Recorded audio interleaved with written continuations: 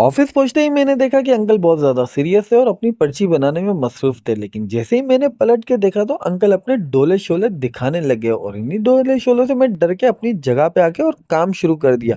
खैर काम इतना था, लेकिन फिर मुझे याद आया कि पिछले जुम्मे का मैंने वोचर नहीं बनाया था, तो मैंने बॉक्स पे जो पैसे लिखे थे वो देखे कि कहाँ लिखे, तो बॉक्स पे पैसे नजर आ गए, तो वोचर बना के फिर नमाज का टाइम भी हो गया था, तो अंकल को लिए अब हम निकलने थे जुम्मे की नमाज के लिए, क्योंकि लंच वगैरह भी लेना था। तो ऑफिस वाले रास्ते से होते हुए जब आइए चुंदी के रोड पे पहुंचा तो यहाँ हालत बुरी हुई थी, क्योंकि यहाँ शायद पहाड़ियाँ बन रही थी। और फिर खारादार पहुंचा तो अंकल को उतार दिया था और मुझे जाना था बुखारी मस्जिद में। बुखारी मस्जिद पे पहुंचा तो खुतबा स्टार्ट हो गया और यहाँ दो बंदे अपनी मजाक मस्ती में लगे थे और नमाज वगैरह पढ़ के फिर मैं आया बड़ा बाप पे बिरयानी लेने के लिए। लेकिन अंकल ने बिरयानी और पुलाव ले लिया था, ये कि टाइम बच गया था।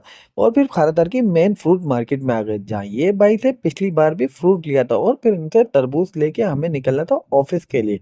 ऑफिस की पार्किंग में जब ऊपर आया फ्लोर पे तो सज्जाद बैठा हुआ था, इसने कहा था कि आराम करूंगा, लेकिन खैर फिर जब एंटर हुआ तो मैं आराम करने लग गया। जब उठा तो दस्तर भी लग चुका था और कोई अभी तक आया नहीं था। खैर अब सब भी आने वाले थे और टाइम हो गया।